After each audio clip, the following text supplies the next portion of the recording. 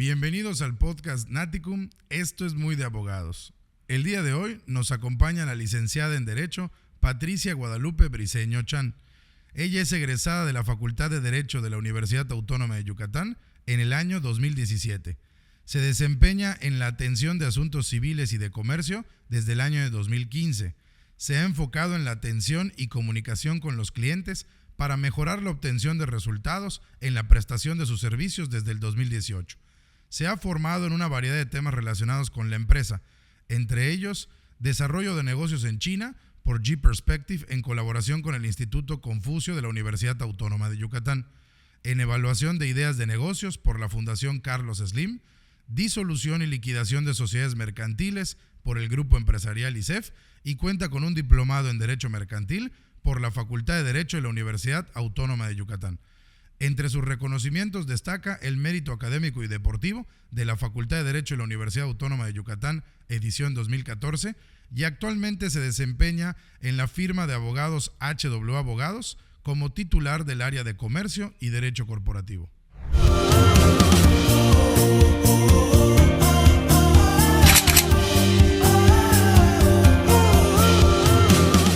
Bienvenida al podcast de Naticum, Pati. Un gusto tenerte aquí, un gusto que hayas aceptado nuestra invitación. Muchas gracias. Gracias. Antes de que empecemos a hablar de este capítulo, donde nosotros queremos hacer referencia a consejos jurídicos prácticos para las empresas que nos ven, tanto las empresas regionales o las empresas que ya tienen operaciones a nivel nacional, me gustaría que le comentes al público, que le comentes a las personas que nos escuchan, cómo la licenciada Patricia Briceño llega a especializarse en temas de derecho corporativo y litigio civil y mercantil.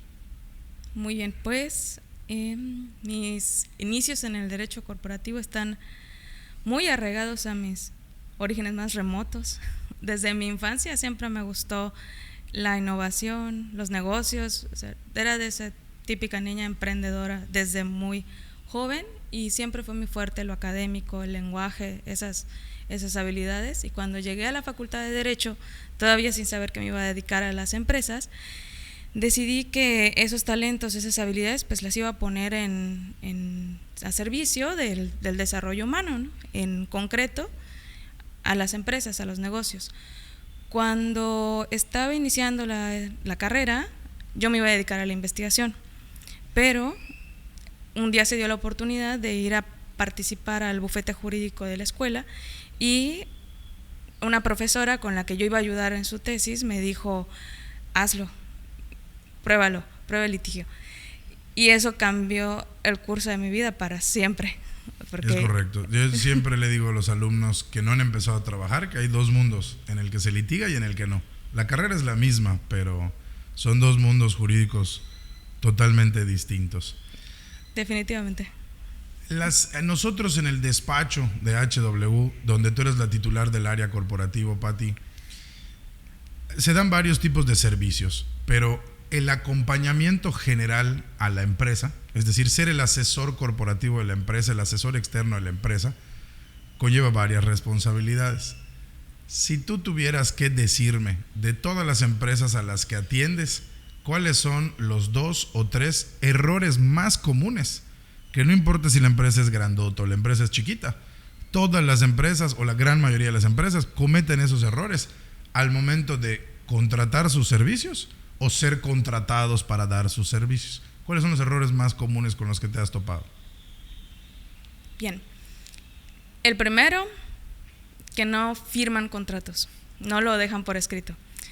En los negocios, y nos ha pasado más en la mercancía, la compraventa de mercancías. Estos negocios se mueven muy rápido, entonces en pocas ocasiones dejamos por escrito todas las reglas del juego antes de ponernos a enviar la mercancía, facturarla, todo el proceso que conlleva. Entonces, ¿qué ocurre? Cuando llega la etapa fea en la que las dos partes ya no se entienden, ya no se comprenden, luego ya no recordamos cuál fue el pacto original. Entonces tenemos que recurrir a lo que en derecho llamamos las pruebas, la historia de la relación comercial, qué sucedió, cómo se entiende que se habían obligado a las partes y quién fue el incumplido en este caso, si hubo un incumplimiento y cómo se debería resolver el conflicto, ¿no? Esto, además de que nos hace tener que invertir en tiempo y recursos en resolver el conflicto, puede friccionar la relación con nuestros proveedores o con nuestros clientes. Entonces, incluso uno como abogado puede notar que tener el contrato de antes de empezar a operar puede salvar a futuro muchísimas cosas. Es totalmente cierto lo que tú dices, y hay que ser realistas, ¿no? Porque yo siempre se lo digo a los clientes, no hay que ser abogados de papel, no hay que ser abogados de expediente, no hay que ser abogados de archivo. Y muchas veces el cliente nos dice que la relación es tan rápida, que la contratación fue en una llamada, en un WhatsApp, es decir, ya es tan rápido, necesito que me vendas esto, mañana pasa tal persona a buscarlo, mándame tu cuenta bancaria, se acaba de hacer una compraventa. Sí. Pueden haber muchos ceros en esa compraventa, sin que haya un contrato, plazos, garantías, calidades especificadas, nota de crédito para saber si me lo vas a pagar en día. Es decir, hicimos toda una operación jurídica a velocidad a través de una llamada o un WhatsApp, sin que quede, como tú nos dices, el contrato. ¿Hay alguna solución a esto? Es decir, ¿hay alguna recomendación para decirle a la empresa, mira, yo sé que prefieres vender a firmar un contrato? Si le dices, oye, mándame todos tus datos generales, mis abogados externos van a hacer el contrato, la próxima semana lo firmamos, te dice, no, yo lo quiero hoy. Hoy te mando la transferencia y mañana mando mi camioneta para que pasen a buscar el producto. Uh-huh. ¿Hay alguna solución? Es decir, le podemos decir a la empresa, tranquilo, ¿hay alguna manera en la que vas a tener tus términos y condiciones en papel sin que se vea perjudicado tu negocio o sin perder este dinamismo en la contratación? ¿Es posible? Sí, yo diría que sí. En mi experiencia, la solución más rápida es estar siempre preparado con un contrato. Si bien no podemos hacer un modelo de adhesión que sea para todos mis clientes o para todos mis proveedores, puedo tener la operación que siempre sucede, que yo sé que siempre va a ocurrir, preparada en el papel y modificarlo con 8 horas o a lo mucho 12 de antelación. Y puedo perfectamente seguir en todo el camino que implica el cierre del negocio, ¿no? Porque a veces pasa, y la gran mayoría de las ocasiones es que están en un almuerzo y de pronto dicen, bueno, es que necesito tal cuestión, por ejemplo, necesito un ejemplo básico, unas tarjetas de presentación, ¿no? Y yo de casualidad tengo una imprenta y te digo, bueno, yo te puedo dar las tarjetas de presentación y cerramos el trato y todo, pero si yo no estoy preparado previamente con un formato mínimo, no puedo al momento de cerrar la transacción y decirle sí, pero antes de que comencemos, nada más, fírmame, vamos a dejar por escrito todo nuestro acuerdo para que en un futuro, si hubiera dudas de cómo vamos a ejecutar nuestra operación, pues nos podemos remitir al contrato, el papel, y eso pues soluciona muchos problemas después. Es correcto, a eso en algunas tendencias le llaman la estandarización en la contratación y como tú bien dices, no tiene que haber un contrato de por medio con declaraciones, con generales,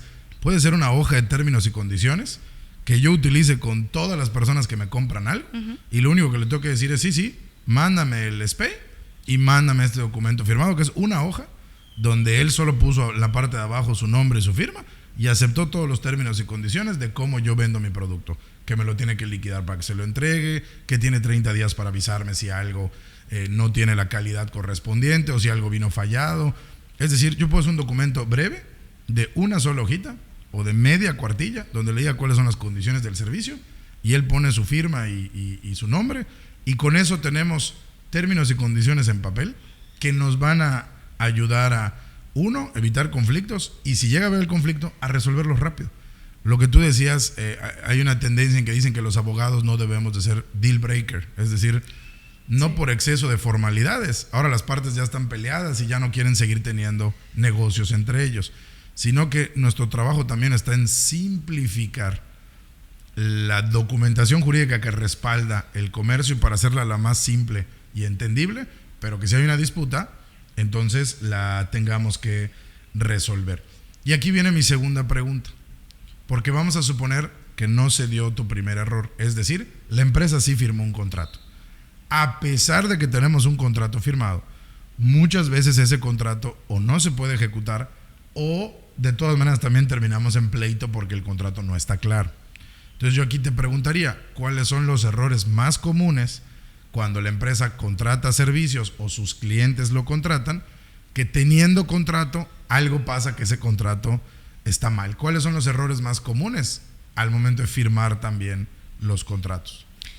La parte más delicada en el contrato es la capacidad de la persona que está firmando. O sea, en el derecho tenemos como capacidad legal, que significa que la persona tiene la posibilidad de vincular jurídicamente a alguien con otro alguien. Entonces, como el comerciante o el empresario siempre sabe a qué se dedica, el objeto de los contratos siempre es claro. O sea, difícilmente un contrato va a resultar inejecutable o inexigible porque no esté definido el objeto, siempre lo sabemos. Pero cuando nos vamos a las personas que se comprometen a ese contrato, ahí es cuando a veces hay problemas. Si no revisamos, sobre todo si estamos pactando con una persona moral y resulta que la persona que estaba allí representando a la persona moral no tenía las facultades para obligarla, entonces ese contrato no va a ser exigible, porque de todas maneras no estuvo perfeccionada, no está asentada la voluntad de la persona moral. Ocurre muchísimo, porque así como cuando estás cerrando cualquier negociación, incluso cuando estás haciendo un trámite administrativo, te piden tu identificación, tu INE, tu pasaporte, cualquier cosa, así cuando estás ante una persona moral, aunque tienes al representante, a veces son delegados, pero no tienen las facultades para obligar económicamente a la empresa. Entonces, así como le pedirías la identificación oficial, también pídele el documento con el que acredite que puede obligar a la empresa con lo que te está ofreciendo. Si son productos, si son servicios, basta con que tenga una capacidad para administración. Pero si va a obligarse también con bienes o va a dar garantías, es muy importante que también pueda ejercer actos de dominio de la persona moral. Entonces, la importancia radica en revisar que la persona que va a firmar el contrato del otro lado tenga la capacidad legal de firmar ese contrato y obligar a la empresa. Así es. ¿Qué pasa si no lo revise? ¿Qué pasa si no lo hago? A mí me mandaron que lo va a firmar el gerente general con el nombre. Yo, como por esta misma velocidad o por este mismo dinamismo, firmamos el contrato y no me cercioré, no me mandaron el acta constitutiva, no me mandaron el poder. ¿Qué problema representa para mí en un futuro no haberme cerciorado de la capacidad legal del firmante del contrato? Pues el contrato va a ser imperfecto porque podría de pronto surtir sus efectos, es decir, si nos comprometimos a que yo te iba a entregar unos vestidos, por ejemplo, y yo, por ejemplo, yo, Patricia, te prometo unos 100 vestidos y tú me dices, sí, está bien, y yo me comprometo con la empresa que los fabrica a que te los voy a entregar, puede que en una de esas sí te los entrego, pero yo nunca tuve la facultad para representar a esa empresa ni obligarla. Por alguna razón logré sacar los vestidos y te los entregué. Entonces, cuando lleguemos a los problemas, por ejemplo, en la calidad de las prendas o cualquier otra condición que estaba incluida en el contrato, exigir esa responsabilidad va a ser muy complejo, porque aunque el contrato sí surtió sus efectos, porque sí se cumplió en lo básico, de todas maneras, la persona que se encargó de hacer las gestiones es un mero gestor. Entonces, la ley prevé que a veces los contratos pueden quedar ratificados por la persona legalmente competente cuando se aprecia que en el contrato la voluntad quedó allí expresa y manifiesta, por ejemplo, el acto de entregar los vestidos. Pero esta ratificación debería contar por escrito. ¿Qué debería yo hacer? Si estamos ejecutando el contrato, estoy viendo que se está cumpliendo, pero en el trayecto veo que hay un defecto en la capacidad de la persona que me firma el contrato, entonces lo mejor es sentarme con mi proveedor, mi cliente, y dialogar y que firmemos un convenio en el que quede ratificada toda la parte preliminar del negocio, que ratifiquemos el contrato y podamos seguir avanzando para evitar pues conflictos legales después. Excelente. Algo que yo me he dado cuenta y quisiera aquí conocer tu opinión es que muchas veces la gente sí firma un contrato, el contrato está bien hecho, le decimos los abogados un traje a la medida, es decir, hubo asesoría legal de por medio, Sin embargo, es un contrato indeterminado en el tiempo y que puede llevar una relación comercial y jurídica de años. Es decir, que entre proveedor y cliente hayan 3 a 5 años de vigencia de ese contrato sin necesidad de modificarlo porque los términos no han cambiado y las partes no quieren hacerle ninguna modificación, están contentos con la relación jurídica y comercial que llevan. Pero esto pasa que entonces tenemos un contrato desactualizado. Y nosotros que somos proveedores en muchas ocasiones de empresas grandes, cada año, normalmente se aprovecha el principio de año en enero, nos marcan o nos mandan un correo electrónico para decirnos, oye, necesito que me actualices estos datos. Tu representante sigue siendo tu representante, tu domicilio sigue siendo tu domicilio. ¿Para qué lo hacen? O sea, ¿por qué es importante en un contrato? Porque muchas veces lo firmé, te digo, el contrato nos sirve, el contrato nos gusta y no le movemos. ¿Por qué estas empresas se están preocupando en año tras año actualizar los datos de las personas, del representante o de la empresa en general dentro de una relación que sigue, que no está echada a perder y que funciona muy bien? Bueno, porque dentro de los negocios siempre ocurren consecuencias jurídicas y legales. Desde que nosotros tenemos el ingreso, ocurren derechos y obligaciones que nacen para todas las partes. Entonces, sobre todo cuando se trata de personas morales que tienen una organización más compleja que una mera persona física, mantener actualizada la información de ambas partes nos ayuda a evitar conflictos en el futuro si necesito buscarla después en un panorama en el que pues puede que el contrato nos haya funcionado muchísimos años, pero de pronto algo falló, algo cambió y necesitamos consultar con la persona que es competente, ya sea para modificar el contrato o para resolver una controversia. Y resulta que yo no me quedé con el domicilio de hace años o me quedé con los representantes de hace años y cambiaron esa representación o se cambiaron de domicilio fiscal o cambiaron los locales, por cualquier circunstancia. Ese cumplimiento que también es parte de la normatividad fiscal y mercantil, porque es importante tener tanto libros como también registros e informes a la autoridad. Todo este cumplimiento no solamente nos ayuda para estar en línea con el gobierno, sino que también nos ayuda a ser localizables, identificables a la hora de resolver alguna eventualidad. No tiene que ser una controversia grande, pero si yo necesito aclarar, por ejemplo, me actualizaron, precios, un índice de precios y necesito actualizar mis cotizaciones, ya no pueden ser iguales que las de años pasados y no está esto previsto en el contrato, necesito saber que cuento con la persona competente para firmarme, en su caso, un convenio modificatorio. Entonces, básicamente es eso, para mantenernos al día con las personas a las que tenemos que atender en caso de controversias o de modificaciones. Y es que aquí, la importancia que radica es que a lo mejor no se escuchaba tan serio, tan grave, pero si yo no puedo encontrar a esta persona para que me firme el modificatorio, ya no puedo mandar las cotizaciones porque necesito actualizar algo del contrato y mientras se cortó la relación jurídica. Sí. O sea, la relación jurídica no va a poder continuar simple y sencillamente porque no encuentro a la persona que me va a firmar el adendo, porque el domicilio que pusimos en el contrato o el correo electrónico ya no existe, el celular ya está apagado o el domicilio físicamente ya se nos movió la empresa y no nos avisó.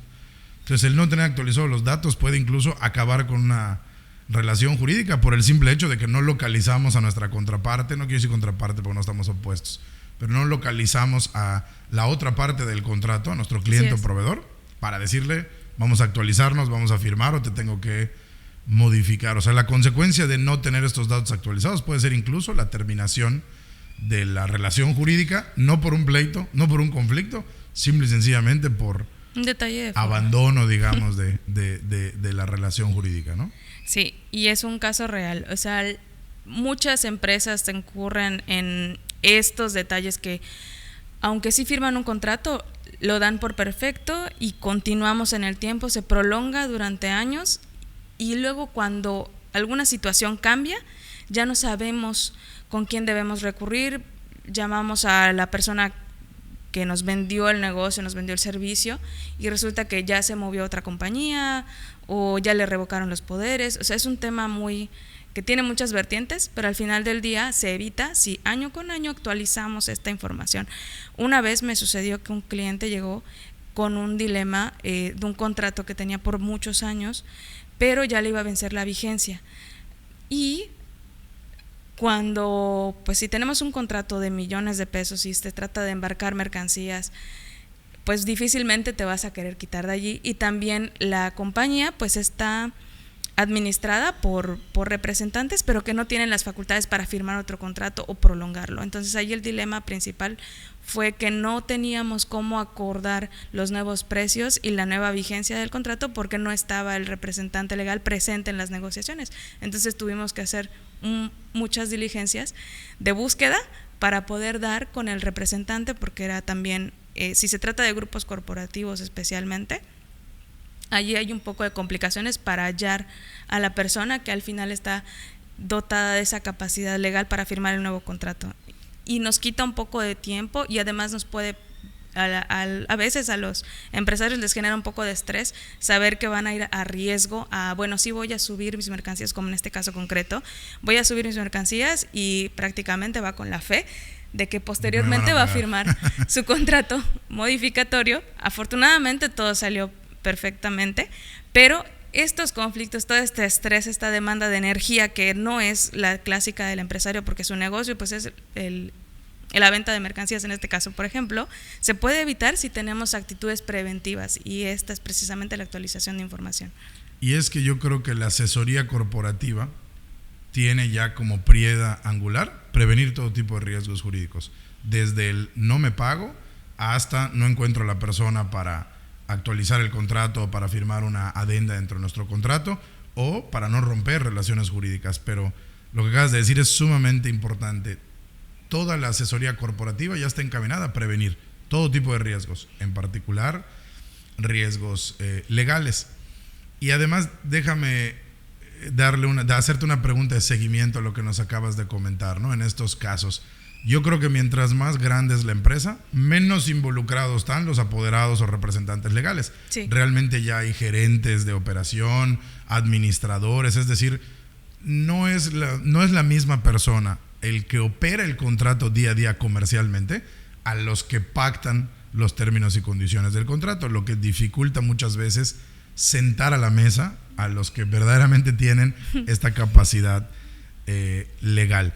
Pero para eso existen mecanismos ya de gobierno corporativo, sí, donde permiten hacer estas delegaciones de funciones que nos permiten que sea la misma persona que está operando el contrato, sea la que pueda sentarse a negociarlo, aunque al final no vaya a estampar su firma, pero él sea el que esté en todas las negociaciones, y ya luego solo un consejo o un superior jerárquico haga la firma. Y aquí, en mi pregunta de seguimiento, si tuvieras que dar una o dos recomendaciones generales de cómo pueden las empresas prevenir que sus contratos sean 100%, es decir, que su contrato no pierda ejecutabilidad por algún error en la contratación, por algún vicio, que digas, es que la mejor manera de prevenir que este contrato se lleve tranquilo, en su momento se amplíe. Es decir, ¿qué le recomendarías a una empresa que te dice, yo quiero firmar un contrato y quiero que ese contrato esté vigente todo el tiempo, que la relación esté correcta, y que no por un tema legal dejemos de prestar este servicio? Si dejaré de prestar el servicio es porque el cliente ya no me quiere, porque el producto ya no es lo que él necesita, porque él cerró sus operaciones, pero no quiero que esta relación termine por un tema jurídico. Si va a terminar, que sea por algo comercial. ¿Qué le recomendarías para esta parte preventiva?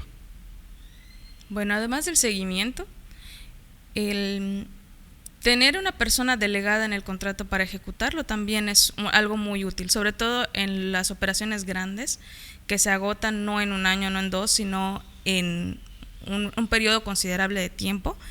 A veces sí planteamos un plazo forzoso. He tenido clientes que previenen recuperar costos, por ejemplo, en 6 meses, y se obligan, por ejemplo, a ese periodo, pero además previenen que podría durar 3 años, etcétera. Pero no delegan a una persona en el contrato para supervisar esa ejecución. Entonces, si incluyéramos esto al momento de contratar, esa persona delegada facilitaría que el contrato siempre esté en orden al día, que se ejecute con normalidad, y entonces yo solo me tengo que preocupar por proveer mi servicio o por recibir a mi proveedor. Diría que esa es la parte más importante. Y yo le agregaría nada más establecer delegados y el mecanismo para suplir al delegado. Porque algo que nos ha pasado, y tú perfectamente lo comentas, normalmente la persona con la que tenemos contacto es algún gerente o algún vendedor. Y cuando en un año le marcamos hasta para renovar el contrato, ya está siendo vendedor, pero de la competencia, sí, o ya trabaja en otra rama, otra industria. Y el contrato lo nombró el delegado y no hicimos el mecanismo para suplirlo. Entonces nos quedamos con un delegado que ya no existe porque ya no trabaja en la empresa, ¿no? Entonces yo creo que le agregaría nombrar al delegado y el mecanismo para sustituir al delegado. Me gustaría saber tu opinión, ventajas y desventajas, no es algo que esté bien o esté mal, sino para que la gente sepa por qué esto pasa. ¿Cuál es la ventaja de ponerle tiempo a un contrato? ¿Cuál es la desventaja de ponerle plazo a un contrato, de ponerle un límite temporal? Es decir, ¿por qué no entonces firmamos todos los contratos indeterminados? Para que no tengan una vigencia y no pierdan su vigor. ¿Hay ventajas o son más las ventajas, son más las desventajas? ¿Cuándo sí que sea indeterminado? ¿Cuándo no que sea temporal? Hay negocios en los que sí conviene tener un contrato indeterminado. Por ejemplo, cuando tengo un volumen alto de facturación y me conviene de alguna manera no tener que traer a mi cliente con la molestia, por así decirlo, de firmar exactamente el mismo contrato cada año. Entonces lo planteamos por tiempo indeterminado, pero también aquí tiene una desventaja. A veces cuando planteamos un contrato por tiempo determinado y si no tenemos un diálogo previo entre las partes, se tiende a pensar que las mismas condiciones del contrato van a aplicar toda la vida y por tiempo indeterminado. Entonces esa es la gran desventaja.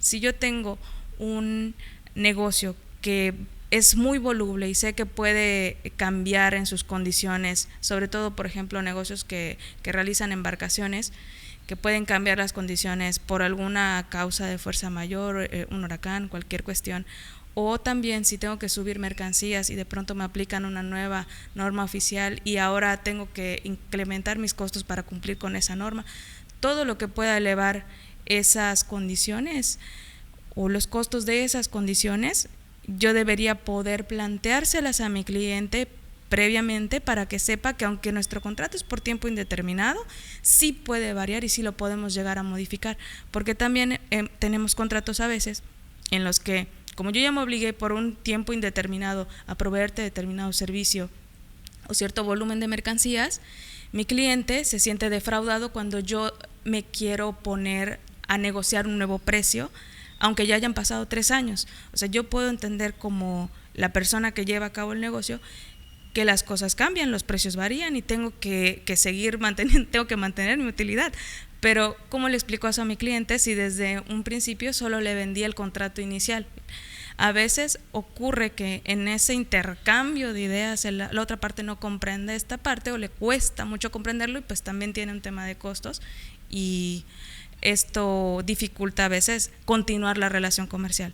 Entonces, la principal desventaja del contrato por tiempo indeterminado es esa, que el cambio en las condiciones es difícil. Es decir, podemos entonces sintetizar lo que nos acabas de comentar diciendo el contrato por tiempo indeterminado no implica necesariamente que las mismas condiciones van a estar vigentes igual de forma indeterminada. Solo implica correcto que la relación no tiene un límite temporal.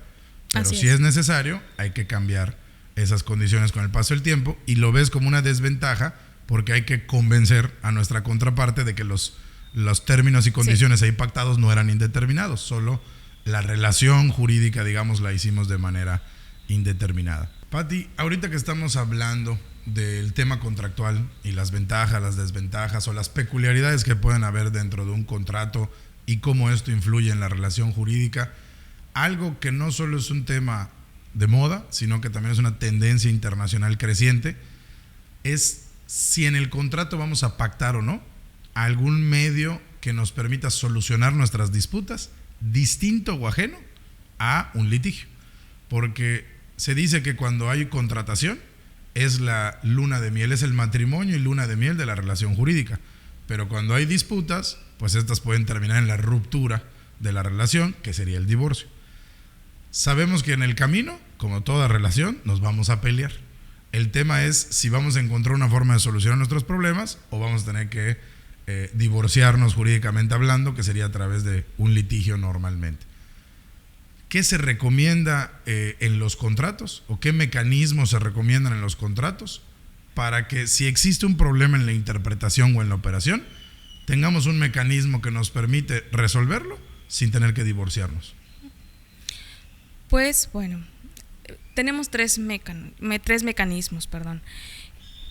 Tres mecanismos tenemos para poder resolver en nuestras controversias de manera pacífica. Está la conciliación, está la mediación y está el arbitraje. El arbitraje implica unos costos bastante más elevados, lo cual lo recomendable es ponderar si el negocio vale la pena como para irnos a un arbitraje, ¿no? Pero la mediación y la conciliación siguen siendo buenas opciones, sobre todo si conseguimos un facilitador que conozca del negocio. Una particularidad de los mecanismos alternos, por la cual personalmente también me agrada, como profesionista también recomendaría involucrarnos más en los mecanismos alternos que elegir invariablemente litigio en cada conflicto, es porque la persona que está allí para escuchar a las dos partes comprende el lenguaje del que están hablando las dos partes involucradas, o si hubiera más. Entonces eso facilita la comunicación, el diálogo, y a veces una cuestión interesante, tenemos un término muy interesante en los contratos, a veces podemos terminar, por así decir, un determinado contrato de manera anticipada, pero no por eso vamos a dejar de hacer negocios. Sí he conocido empresarios que prefieren dejar el contrato porque ya no les gusta cómo está estilado, cómo les afecta en su operación normal, y prefieren firmar uno nuevo de cero, pero ya no rompen esa relación con el cliente o con el proveedor, sino que a través del diálogo llegan a nuevos acuerdos, algo que les beneficia a las dos partes, y entonces dicen, bueno, está bien, este negocio lo vamos a dejar por acá y vamos a abrir uno nuevo o vamos a firmar un nuevo contrato, y puede que la primera parte haya pérdidas para ambas partes, pero ya no soltamos a nuestro proveedor y no tenemos que ir a buscar otro proveedor o explorar una nueva cartera de clientes por esta situación. En cambio, en el litigio es muy poco probable que la relación se pueda volver a cimentar, porque el litigio es meramente de contradicción. O sea, una parte es la que demanda y tiene un derecho, ejerce sus acciones, y la otra tiene que oponer excepciones. Por defecto va a tener que tratar de anular el derecho que dice tener la otra parte, y eso a veces afecta y hace que las emociones se involucren todavía más en el conflicto. Entonces, aunque los abogados estemos allí litigando el asunto, tenemos detrás al cliente que ya está un poco resentido, con la emocionalidad ya a flote, y de plano no va a querer volver a ver a su contraparte. Ya nos vamos a subir a un tema en el que volver a tener algún tipo de negocios juntos va a ser muy difícil. Entonces, estos mecanismos alternos pueden servirnos mucho para poder, como diríamos coloquialmente, salvar la relación, cualquier relación, ¿no? También pasa en las relaciones mercantiles. Y el momento, Pati, ¿cuándo debo pactar? Que si hay una controversia al momento de aplicar o interpretar este contrato, ¿cuándo debo pactar estos medios alternos? ¿Desde el contrato mismo o después? Desde el contrato, porque como bien nos platicabas hace un momento, cuando estamos celebrando el contrato todo es maravilloso. Entonces, de la misma manera que en un momento la Patricia y el Michel del pasado se pueden poner de acuerdo en cómo vamos a llevar las reglas del juego y cómo vamos a celebrar nuestra operación comercial, de la misma manera podemos pactar desde este momento qué va a pasar si nos llegamos a pelear. Nadie prevé estar en problemas alguna vez, pero son cosas que a veces suceden. Entonces, cuando estamos en ese momento en el que las emociones están o neutrales o más favorables para cooperar, es cuando podemos pactar la cláusula. Hay formatos de cláusula arbitral si no las queremos diseñar propiamente. y podemos tomarlas, por ejemplo, del ICC. Tiene una cláusula que se puede formular, simplemente necesitamos copiarla y pegarla en nuestro contrato y todo queda listo, ¿no? No es necesario tampoco romperse mucho la cabeza ni tenerle miedo a este aspecto de, pero como que ¿qué es la cláusula arbitral, no? Es correcto. Los abogados en materia corporativa, en materia de solución de controversias, siempre se dice que no hay que inventar el hilo negro. Y aquí déjame precisar la recomendación, que me parece muy oportuno lo que dices. Como estamos en la época del romance, cuando estamos construyendo el contrato, pues de una vez vamos a ponernos de acuerdo en si hay una disputa, cuál va a ser el mecanismo alterno previo a irnos a un litigio. Sin embargo, yo aquí les daría la recomendación a las personas que nos escuchan de que no pongan una cláusula tan genérica que diga que las partes pueden irse a cualquiera de los medios alternos. No, escoge uno. Me gusta la mediación, me gusta la conciliación o me gusta el arbitraje. Escoge tu medio alterno y ponlo de manera obligatoria. Las partes se comprometen a acudir a la mediación previo a irse a un litigio para tratar de resolverlo a través de los mecanismos públicos o privados que existan. Porque luego si hacemos la cláusula tan genérica de cualquiera de las partes podrá entablar cualquiera de los medios alternos de solución de controversias, pues realmente no nos pusimos de acuerdo, no dijimos cuál. Y uno quiere mediación y el otro quiere conciliación, uno quiere arbitraje y el otro quiere mediación, porque hicimos la cláusula muy genérica. Y esto es tarea del abogado corporativo de explicarle a la empresa en qué consisten estos medios alternos y ponerle, decimos, nombre al niño. Sí. ¿Cuál es el medio alterno que queremos ir? Mediación. O lo podemos escalonar. Primero se tendrá que hacer una mediación obligatoria. En caso de que ésta sea infructuosa, una conciliación obligatoria. En caso de que sea infructuosa, pues ya escogemos litigio o arbitraje, que como tú nos dijiste, el tema del arbitraje, que es un tema aparte, pues también implica un tema de costos. O sea, a lo mejor al negocio en general, a ninguna de las partes le conviene. Pero por lo menos en los medios alternos de conciliación y mediación, la recomendación es desde tu contrato y escoge una. No digas, podrán ir a la mediación o conciliación. Cuando viene el pleito ya no nos vamos a querer poner de acuerdo. Y como dimos la opción de los dos, pues no sabemos para dónde ir, ¿no? Es cierto. De hecho, sí vale la pena puntualizar, como en cualquier contrato, cuando nosotros, para poder tener un contrato perfecto, necesitamos manifestar claramente nuestra voluntad. Entonces, precisamente, si no pactamos con claridad que vamos a recurrir a un medio alterno de solución de controversias antes de cualquier litigio, entonces la cláusula pierde su fuerza. Porque si lo estoy dejando a opción, es lo mismo que no haberla puesto, y que cuando estemos en pleno conflicto yo pueda decidir si quiero irme o no a juicio. Pero aparte, o sea, esta es una observación un poco más global, fuera del ámbito jurídico. También se involucran las emociones cuando dos personas están en conflicto. Entonces, cuando estamos con las emociones involucradas va a ser muy difícil, incluso si el abogado es pro medios alternos, va a ser muy difícil poder orientar a las dos partes a que vayan a un mecanismo alterno. En cambio, el papel es la guía completa, es un mapa que está alejado de las emociones, que nos permite reconstruir el inicio de la relación comercial, incluyendo la solución de los conflictos. Entonces, si allí ponemos de manera clara que lo primero que haremos es ir con un mediador, no hay otra manera de... No hay duda de qué es lo que hay que hacer cuando hay un conflicto. Exactamente. Algo que me gustaría platicar, Pati, que creo yo, y esto es una opinión personal, pero creo que en lo que las empresas yucatecas en particular y mexicanas en general más les duele, es decir, lo que menos tienen al día y ordenado, son sus famosas actas de asamblea. La Ley General de Sociedades Mercantiles establece ciertas obligaciones para la empresa, para todas las empresas que se hayan constituido bajo las leyes mexicanas y bajo la Ley General de Sociedades Mercantiles, obligaciones de tener actas de asamblea con el carácter prácticamente anual, que le permiten a la propia sociedad llevar dos libros sociales. Uno de los socios o accionistas y otro de las actas de las decisiones que tomó la asamblea. Sí. Y esos libros deberían de estar ordenados ya al día. Y lo primero cuando le preguntamos al cliente y llega es, no solo no los tengo ordenados, no los tengo. O sea, hay que empezar por generar todas las actas de asamblea posteriores a la constitución de la empresa y hasta llegar al día de hoy, viendo si los accionistas siguen siendo los mismos, si hubo ventas de acciones, si ya murió uno y heredó acciones. Es decir, hay que desentrañar la historia corporativa de la empresa.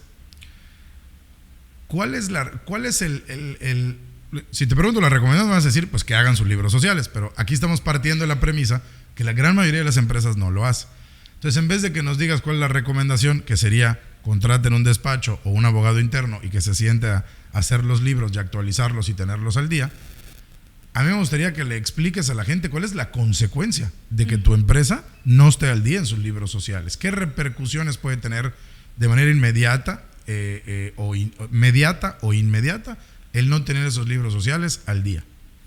Muy bien, pues para ponerlo en un aspecto muy, muy claro, para que tu empresa pueda crecer, necesitas tenerla en orden. Por eso se promueve tanto el gobierno corporativo. Entonces, no sucede mucho con una empresa de reciente creación, porque generalmente se constituyó hace un año, los socios siguen siendo los mismos. Si fue una sociedad anónima, se emitieron las acciones, puede que sí, porque este también es otro tema que a veces no se practica, emitir las acciones y se debería hacer. Pero cuando transcurren más tiempos y seguimos una operación normal, 15 años seguidos, y yo ya hasta cambié a mis administradores y no lo tengo vigente, a veces yo desde la Constitución apoderé a determinadas personas, pero resulta que no he revocado esos poderes, todo eso al final del día va a repercutir.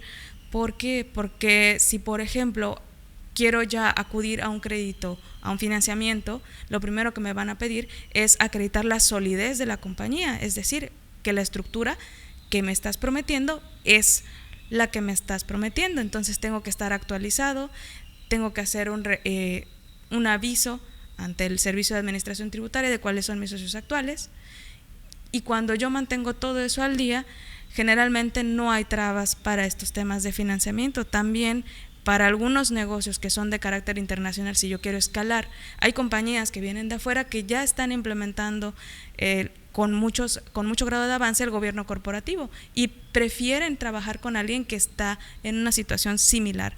Entonces, en pocas palabras, si tu facturación es mínima, estás empezando recientemente, tal vez no vas a resentir en este momento que no tengas tus actas al día, que no tengas tu estructura societaria tan al pendiente, pero cuando avances y avances, después de unos años vas a notar que te cuesta crecer porque tienes que regresarte a la parte legal y no puedes hacer lo que sabes hacer, que es tu negocio. Entonces, lo más recomendable es, desde el primer momento que detectas que tienes esa debilidad, comienza a trabajar en ello, comienza a corregirlo. Sí, lo que dices tiene una relevancia enorme.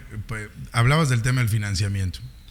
Cuando nosotros vamos a pedir financiamiento a una institución de crédito, a un banco, llega la empresa, pues lo primero que te va a decir el banco es cuáles son los activos de la empresa, cuál es el valor social de la empresa y quiénes son los socios. O sea, ¿a quién le estoy prestando dinero? Porque la empresa, a pesar de ser una persona jurídica distinta a los socios, le quieren poner un rostro al préstamo que están haciendo. Y la única manera legal para decirle al banco quiénes son los socios actuales de la empresa es mostrándole el libro de accionistas.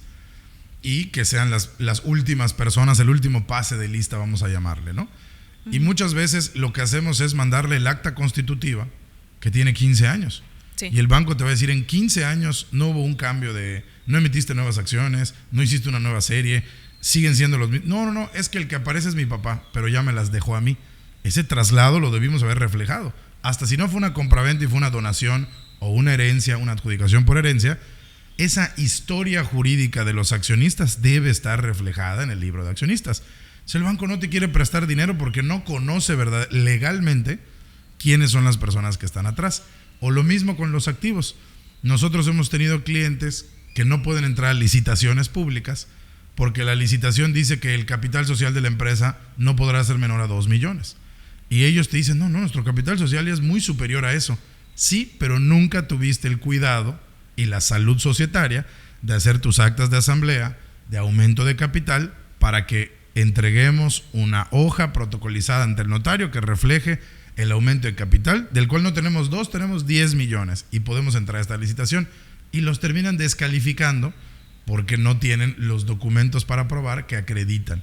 Entonces, puedo verme en problemas de contratación, puedo verme en problemas de financiamiento, o incluso regresamos al punto de, para que yo tenga certeza de quién está firmando los contratos, pues también necesito ver quiénes son los socios de la empresa, y que no me termines mandando el acta constitutiva original de hace 20 años, porque no me puedes mandar tu libro de socios y accionistas porque no lo tienes al día. Entonces tienen repercusiones fiscales, tienen repercusiones de financiamiento y tienen repercusiones en contratación o en adquisición de cierto tipo de clientes. Sí, hay compañías grandes que no son del sector público, son del sector privado y también exigen estos requisitos porque ellos ya tienen muy reforzado todo el tema de compliance, gobierno corporativo, tienen una política de ética que es tan sólida que no permiten, tienen que confiar plenamente en sus proveedores antes de aceptarlos y firmar un contrato con ellos. Entonces, si queremos aspirar a lo más alto o escalar en nuestro negocio, es importante también cuidar la parte legal. Es decir, si queremos aspirar a tener clientes y proveedores de alto nivel, tengo que tener una salud societaria en mis actas de asamblea de alto nivel. Y acabas de tocar el tema que era mi siguiente pregunta. ¿Qué es un compliance y para qué le serviría a una empresa tener un compliance? Y aquí, Pati, acabas de mencionar algo que era mi siguiente pregunta. ¿Qué es el compliance y para qué le sirve a una empresa? Okay. En una acepción básica, el compliance es un mecanismo, un sistema en el que nos vamos a mantener atentos a si cumplimos con la normatividad vigente. Nosotros si estamos desarrollando operaciones comerciales en el territorio mexicano, tenemos normatividad que debemos cumplir, tenemos responsabilidades ante terceros en la parte fiscal, en la parte mercantil, civil, también podemos llegar a incurrir en responsabilidad penal en algunos casos. Entonces, el compliance es todo este sistema en el que, con un asesor jurídico capacitado, revisamos si estamos cumpliendo con toda la normatividad vigente para evitar estar en incumplimiento de estas normas y tener algún problema legal de cualquier carácter, laboral, civil, mercantil, penal, administrativo. Entonces, esto es importante porque mucha gente no visualiza. Si yo te digo un contrato, o le digo al cliente, vamos a redactar o vamos a firmar un contrato, pues se imaginan 5 o 6 hojitas, una sobre otra, y dice contrato de, y le ponemos nombre, préstamo, prestación de servicios, compra-venta. Pero cuando al cliente le dices, es que voy a establecer en tu empresa un compliance, no se imagina, no visualiza qué vamos a establecer. Entonces esto es importante porque lo que nos dices es un sistema de reglas, es un conjunto de reglas, de mecanismos que la propia empresa va a poner. Son, vamos a decirle, observadores o árbitros que la misma empresa va a poner con unas reglas para que ellos estén monitoreando que todas las áreas de la empresa estén cumpliendo con las leyes vigentes que nos aplican aquí en México. Es decir, ver que se estén firmando los contratos laborales para el compliance laboral, ver que se estén actualizando los contratos para el compliance corporativo, ver que la empresa esté teniendo, en el caso de que el compliance también sea fiscal, tiene que estar revisando que todo esté declarado, que la opinión de cumplimiento sea positiva. Es decir, vamos a asignar dentro de la empresa a ciertos funcionarios o a ciertos trabajadores que se van a encargar, pero de supervisar que todas las áreas de la empresa estén cumpliendo con las leyes vigentes que tienen que cumplir en México. ¿Es difícil? ¿Es fácil? ¿Es para todos? Cualquiera puede tener un compliance en su empresa. ¿Vale la pena implementarlo? Es decir, ¿hay beneficios por tener un compliance? Para saber si hago toda esta inversión corporativa en tener un compliance. No hay beneficios inmediatos. ¿Qué le recomendarías a la empresa? Ya le dijiste que es un compliance. ¿A quién sí le recomiendas y a quién no? ¿O cuándo sí, cuándo no tener un compliance? ¿Y qué beneficios le va a traer? El compliance siempre es recomendable porque el mero hecho de que yo tenga un negocio y que yo esté dándole la cara al mundo, a clientes y a proveedores, ya me hace o ya me pone en el foco tanto de la autoridad tributaria como de terceros, personas particulares, de los bancos, todas las personas de donde yo tengo mi financiamiento, a quienes yo les presto los servicios. Hay multiplicidad de situaciones que se pueden dar cuando yo abro un negocio. Entonces, recomendable siempre va a ser, pero a veces el compliance puede ser o muy complejo o muy simple. Si es una empresa pequeña con una facturación media, A veces conviene simplemente tener un asesor jurídico interno que esté al tanto, por ejemplo, de la cartera de la cobranza, que esté al tanto del cumplimiento de las obligaciones fiscales, con los contratos laborales, las prestaciones de los trabajadores, que esté al pendiente de las personas con las que yo contrato, que estén vigentes, por ejemplo, las facultades de los apoderados con los que yo estoy firmando contratos, todo este carácter. Y cuando la situación se vuelve un poco más compleja, entonces podemos recurrir a un despacho especializado, porque el asesor interno, el abogado interno, sí puede con la operación seguramente, pero habrán características en las que va a necesitar a un especialista en cada materia. Entonces, estar en contacto con ese despacho interno va a disminuir el margen de error y detectar riesgos para poder atenderlos. De hecho, una de las más importantes pues viene la materia laboral, cuando a veces no se cuida todo el cumplimiento que tiene que ver con desde prestaciones sociales hasta el contrato, si es de tiempo determinado o indeterminado, con el trabajador, y también la parte societaria, el gobierno corporativo, la parte que va hacia adentro de la compañía, si estoy respondiendo a mis accionistas o si estoy tratando de atraer la inversión y estoy emitiendo acciones con determinadas facultades, no de decisión, sino solamente para dar derechos económicos. Allí es donde se vuelve un poco más compleja la operación comercial de la compañía, porque ya no nada más estoy dando servicios, también estoy atrayendo inversores. Entonces, allí es cuando requiere una estructura todavía más elaborada, de personas que estén al tanto de cada uno de los ámbitos de la empresa. Entonces podemos decir que el termómetro, o podemos concluir que el termómetro para saber cuándo la empresa tiene que evolucionar de tener un abogado interno a tener un compliance, es cuando el abogado interno se ve rebasado. Sí. Cuando él ya no puede atender todos los temas que implican la operación de la empresa. Entonces, cuando él mismo debería de impulsar que la empresa ya no lo tenga él como un asesor interno único, sino que ya hay que hacer todo este sistema y todas estas reglas para que varias personas, no solo él, que a lo mejor él puede ser el coordinador del compliance, al que le llegue toda esta información de las diferentes áreas, pero cuando una persona ya está rebasada y no puede atender legalmente toda la operación de la empresa, es un buen termómetro para que esa empresa evolucione de asesor interno o asesor externo a sistema compliance. Sí. ¿Y los beneficios, Pati?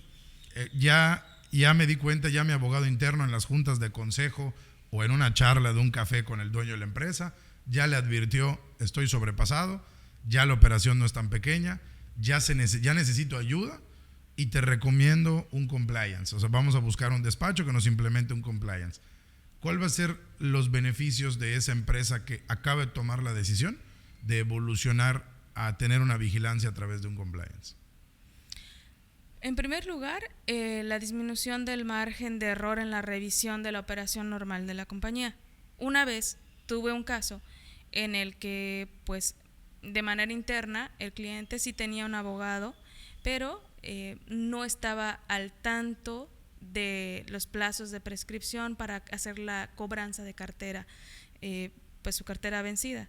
Entonces, en esta situación llegaron conmigo con las facturas, pero era uno de esos negocios que están encuadrados en el Código de Comercio, de los que la acción para demandar prescribe en un año. Entonces, ese dinero ya no lo iban a poder cobrar. Entonces, ¿qué sucede aquí? Pues hay que desarrollar otro sistema si queremos recuperar todo este dinero, y a veces ponderar también si me conviene o si no. Y son situaciones que se pueden dar porque, como bien se mencionaba, pues el abogado interno está rebasado, no puede revisarlo todo, no puede tener los ojos en todo. También me ha ocurrido con trabajadores, por ejemplo, que se les debía algún tipo de prestación y el trabajador se va, no les firmó un finiquito de la relación laboral, y el trabajador a veces residía en un lugar muy poco accesible, de manera que ya no tienes cómo volver a encontrarlo. Y pues en estas situaciones lo único que puedes prevenir es que si te llega la demanda laboral, pues lo vas a encontrar, vas a llegar a una mediación seguramente, pero en tanto, pues esos detallitos que se nos pueden ir escapando con el abogado corporativo, al final del día me van a traer a mí tiempo y esfuerzo que no estaba planteado, porque como reflexionábamos aquí, los abogados de empresa sabemos que el empresario no está para atender estos dilemas, está para hacer su negocio, lo que él sabe.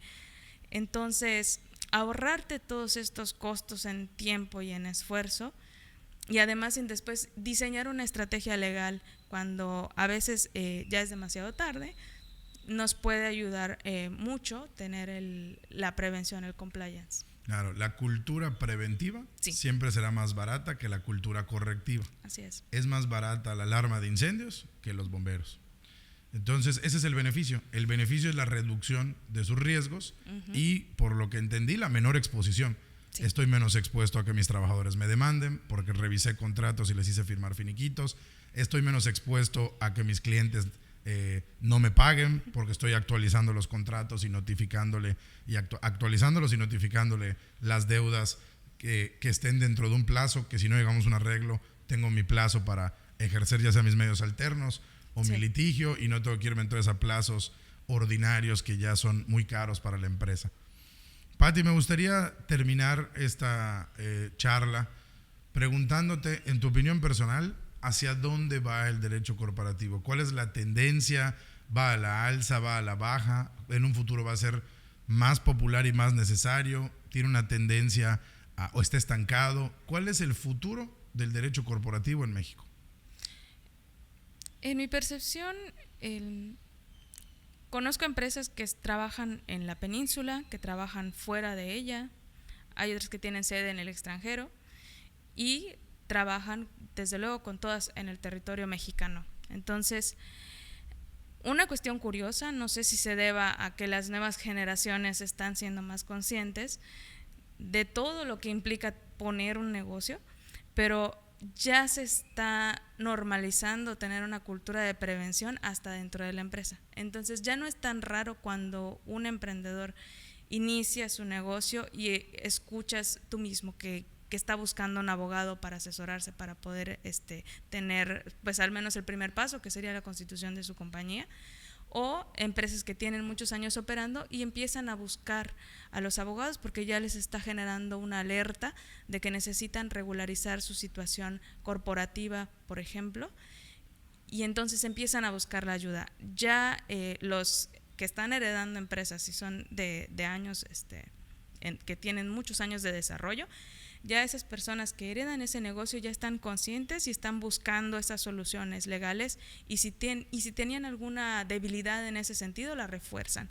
Entonces, creo que en los próximos años va a ser más normal que tengamos estas prácticas preventivas, que tengamos diálogos, y esto debería poder fortalecer las relaciones comerciales en el largo plazo también. Es decir, la tendencia es creciente, sí. Cada vez más se hace una cultura preventiva, a tener al asesor interno, a tener al asesor externo, a tener al día los libros, a implementar compliance. Es decir, cada vez tú se lo atribuyes al relevo generacional, ya que los nuevos dueños o administradores de las empresas son más conscientes. Yo también diría, están más profesionalizados.